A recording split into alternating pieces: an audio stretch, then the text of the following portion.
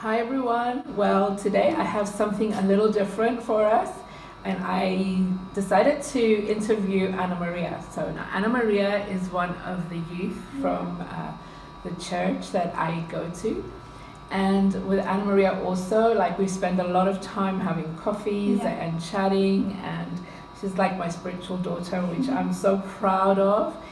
But she has so much in her heart that I feel would be great to share as an encouragement for many of you, whatever your age is. If you're young or part of this new generation, or even even if you're older, I feel that a lot of the things that we sit and we talk about make me more excited to go deeper into God. And actually, the first thing I want to show you is her Bible, which I remember the first time I saw it, it really made such an impact on me, because I was like, wow, this person really digs deep into the words of God.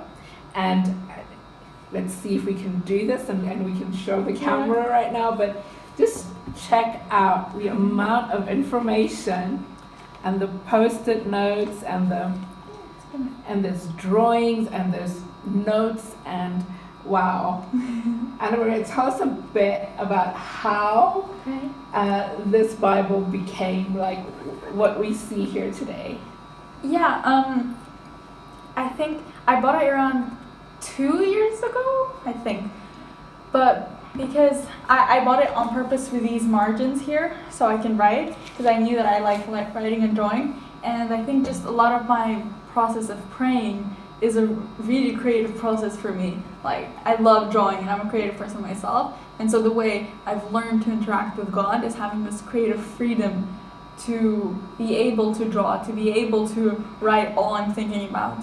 So I used to have a journal that Yota actually gave me. You bought it to me from the US, yeah. But I kind of stopped using it because I started journaling in my Bible, because it's such an intertwined process of, once, I think for me, when I got closer to God, it's everything like journaling, my own personal feelings, and reading the Word, and being creative. It all kind of became mashed up into one. Right. Yeah. So like, when I see this Bible and when I see this hunger for the Word, because when we sit and we chat, I love the way you talk with such excitement actually about the things that you've read and what they've shown you. How has your journey been from when you first became a Christian to falling so much in love with Jesus? So when I was 11, I got baptized in water, which is when you say, I'm going to follow Jesus, and you basically get baptized in water, right? But getting baptized in the Holy Spirit is different, is that the Holy Spirit, which is God, actually comes to live inside of you. And all your decisions kind of change. The way you look at life changes completely, because now you're not just human, but you also are one with God in a way. There's a lot to it, but basically I got baptized in the Holy Spirit when I was 12, and from then on, for me, it was, I think, very different from anyone else's testimony that I've heard, because it was so sudden but so subtle at the same time. I was just sitting in a car chatting with a friend, and then I felt like as if I woke up from a dream, and like I was sleeping my whole life, and then I suddenly woke up and I could see life as it truly is.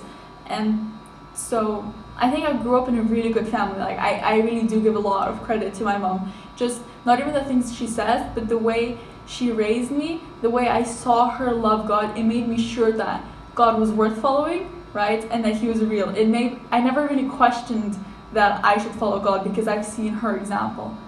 Falling in love with Him really came to me, especially in the past maybe 6 or 7 months, with really knowing Him more and more closely. Me and Jota said the same thing, that when we started reading the Songs of Solomon, like for me, she read it in the Passion Translation, but different Bible versions, but I just read it and I realized how I'm actually meant to be His bride.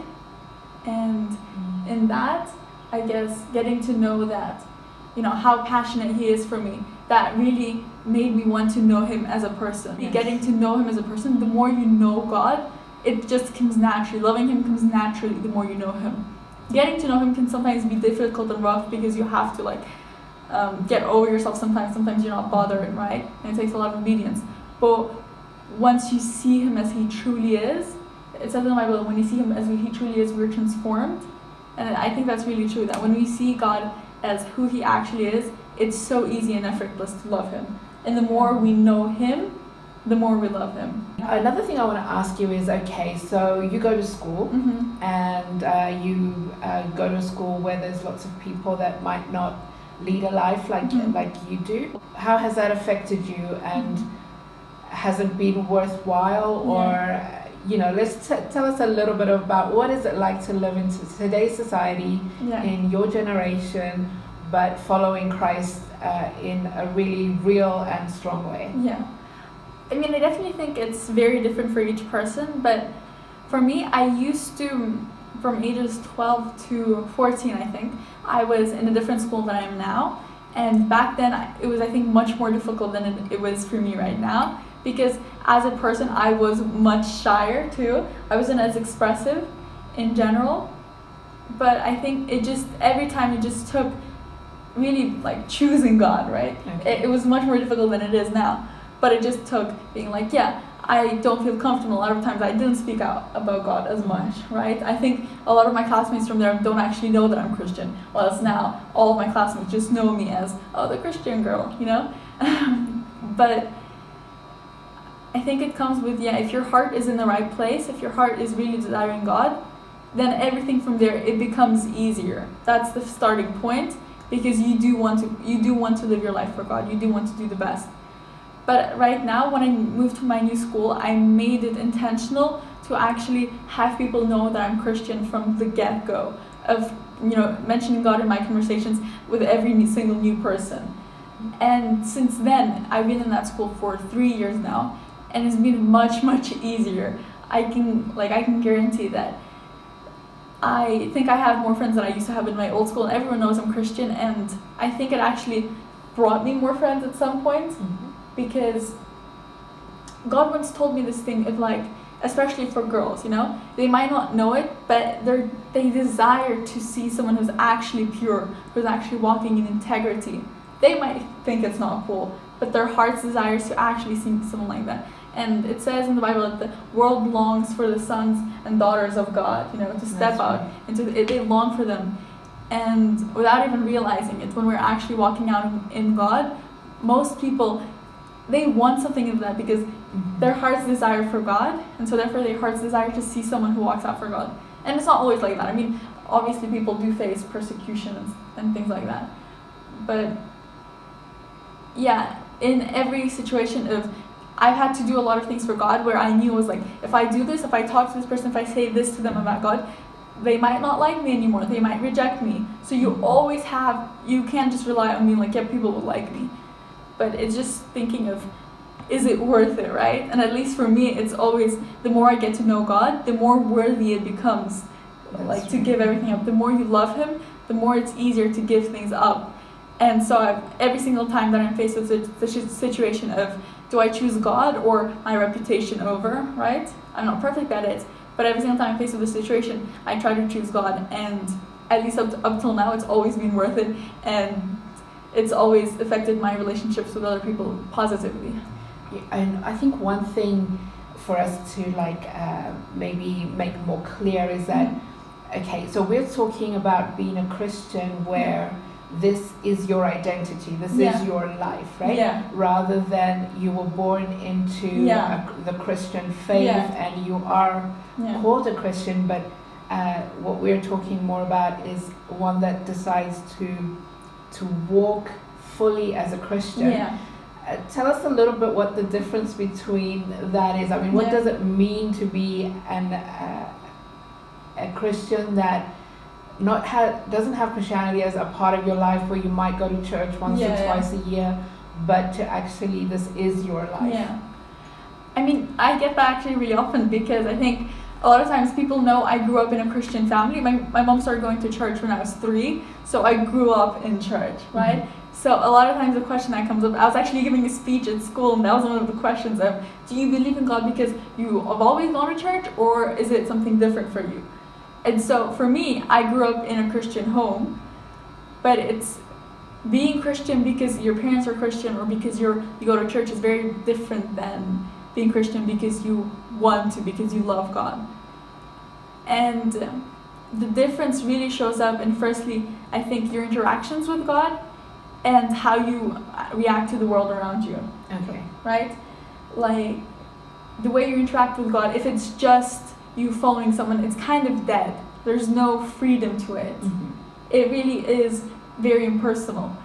But when you know God, when you actually choose to follow Him on your own merit, that's a relationship. That's actually when you get to fall in love with Him. You can't really fall in love with God if you only spend time with Him on Sunday, if you only do it because of the people around you do it. You can only fall in love with God and actually know why He's worthy. You're never gonna really know why it's worthy to be Christian if you're just doing it very impersonally because people around you are Christian, because you grew up in a Christian home. You're only gonna know why it's worth it. You're only gonna know how good God and Jesus is personally when it's something that you choose, when it's something that you want. Okay. And does it change, like, the choices you make in life, what you do, what you don't do, or? Everything you do and everything you experience, the more you know God, the more it's driven by love. Love towards God and towards the people around you.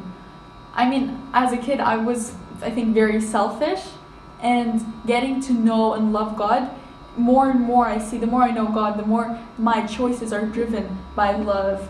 And it sounds mundane. Someone would be like, what's the gain out of being selfless? But it's the best feeling ever. Being able to love other people, having the capacity to be kind to people even when they hurt you, that's the best feeling in the world, right? Yeah. Being able to love God and be friends with Him, that's the best feeling in the world. If your excitement depends on outside circumstances, on other people, on what you're doing that day, it's kind of temporary. But for me, joy and excitement, I can always find it when I'm going to God. So I have it with me constantly, right? I don't need something new in order to be happy and excitement and childlike. It's just there because it's who I am, because it's who God is in me. So you feel that brings a lot of freedom to you, not having to worry about living to please somebody else, but living from just a place of where God wants you to be. Yeah, definitely. It's freedom from, firstly, not needing to please other people, right? Mm-hmm. I think, especially, I remember that when I was younger, I would always be obsessed with being popular. Okay. I really, really wanted to be popular. I just remembered it, actually. I forgot about it completely. But it was a really, really big fixation of mine. And because I was never really liked that much as a kid. But the more I knew God, and the more I think you see yourself from His perspective, the more you see life is eternal, the more freed you are from other people's like expectations and other people's you wanting to please them. Because for me, I'm thinking that I'm not really living for other people anymore. I'm not really living for right now and for this lifetime. But also I think it even comes with the freedom of constantly trying to be good enough to please God. For me, that's been a really big thing that I've learned recently. I don't have to run and try hard. I don't have to strive in order to make God pleased. The starting point is God being pleased with us, and it just goes up and up. It says in the Bible, we love Him because He first loved us. And the more I get to know His goodness and His softness with me, it also says in the Bible that in our weakness, He actually becomes our strength. And so the more I've seen myself be weak and not worthy of His love, the more He's proven to me how much He actually loves me. The more I've seen myself be, wow, I don't deserve Him whatsoever, the more, I've deteriorated in a way, He's actually become good and better and more loving. And really, when you get to know and experience this love in your messes and in your failures, when you come to God with every single emotion that you have, when you come to God with every single mistake that you have, because we have a tendency to run and hide as people. We really do. We like to cover ourselves up and pretend like everything's okay. But when we choose to come to God with everything that we have, we just get to know how much more loving He is. He breaks every single box and expectation that we have of Him when we come to Him with everything that we are. Come on, that's so good. Yeah. We've been in a time of lockdown where we've had about, I don't know now, it's 2.5 months or quite a while. It's felt long of lockdown, and where life has looked very different. Yeah. Has God spoken to you in this time, or has anything changed Yeah. in the way that you've seen things, or even about the future. Tell us a little bit about that. I mean, lockdown has been actually one of my favorite periods of my life so far, because I went into lockdown very, very disappointed and angry at God. I was going through a difficult season of where I didn't know what was going on. I didn't know where I was going. And so I had a lot of anger and disappointment. And just having God meet me without any churches, without any other people telling me what to do or who God is, without anyone else defining God for me, actually having God speak to me and define himself and his will to me personally, it just changed everything for me. It really did. It changed my whole perspective on him and changed the way I love him. And it started off with him telling me to delete social media for a week, which at first I was like, I don't want to do that. Like, that's difficult. But when I did that, I was like, okay, I'm just going to try and listen to you, right? When I did that, he proved his kindness and his goodness to me so much. He spoke to me so much. He made so many things clear. And I think from there on, he kind of really did give me a new vision for life. There's actually more to life than just living a good life and being happy. There's more. It's good, but there's so much more of what we can do with God, or what we can do further. And he's really been speaking to me for revival, and especially in teenagers and in my school. It's people getting to know God in big numbers and people's lives being changed. Most importantly, I think it's really God showing up. It's heaven coming down to earth. That's what, if I would have to describe revival, I would describe it as heaven coming down to earth. The culture of heaven coming down to earth. Whether it is unity in our families, whether it is our churches being transformed and being passionate, whether it's people getting to know Christ.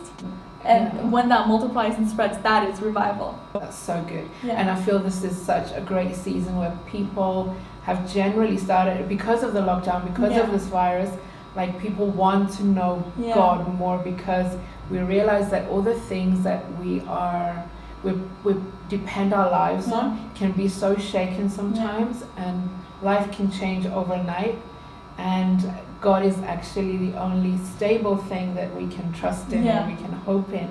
So just to finish off, just tell me a couple of your dreams. Like, what would you like to see the new day look like after, life comes out of this lockdown phase, and what are you dreaming about and excited about?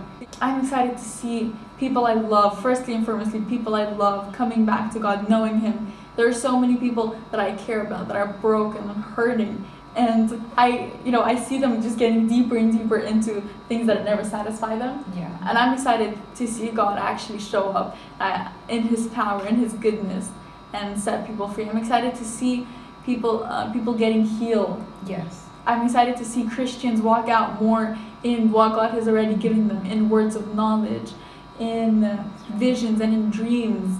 God speaks to us constantly. He's constantly waiting for a chance to speak to us. And it's us who we put him into a box. And I'm excited for Christians to let God lead them and talk to them more. I'm excited for churches to come alive once again, that God's going to remove the dead things in churches, the religious setup things that are not, that we do not because we want them to, not because we love God, but simply because we just do it. I think God's going to change us all. I'm excited for more unity. God's been speaking to me a lot about unity with the people and with the families, about God training us up and making us stronger as a people. There's so much more, and there's so much new things. And really, I think if people watching this think that God is kind of stagnant and all that he's done is in the Bible and he's finished working, that is so not true. Every day that we are alive, he gives us an opportunity to work with him, to do something new and something beautiful, right? And sometimes it looks very big and sometimes it looks small. But if we look at it from God's perspective, he's constantly moving. He constantly has something for us. And just encouragement. There's always more in him. There's every single morning we wake up, there's always something new. There's always something more to know. Well, thank you so much. And I just love this. I just see the generations actually, rising up, and it's beautiful to see young people like Anna Maria and those that are surrounding her as well, and just having such a love for God, which is such a new thing for this generation. And I love that, and I'm excited also in the ways that God uses you. Like, I would I'm going to put some details under the video of Anna Maria's YouTube channel as well. She's very creative. God uses her to speak in different ways and just pour out His love through her art and her music and the other youth as well that you guys get together and do things. So this has been really encouraging. Thank you so much. And I'm excited to see like what God will do through you and for you and for all of you watching. This is a beautiful season. I feel like God is teaching us how to learn to love well, how to be pure and live in a way where He will heal our hearts so that we have the freedom to love and start to see life coming out of life. Because I feel we have lived a life that has had its eyes set on us so much, and out of broken hearts and out of wanting to always go after our own rights and to be vindicated in this life, that it's brought a lot of frustration and bitterness and anxiety and hurt and so many things in our lives. But I feel God is coming into our lives to heal those things and to set us free, because the only true freedom is in Him. So we love you guys. I hope you've enjoyed this, and check out Anna Maria's YouTube channel and subscribe to ID North as well for lots more exciting stuff.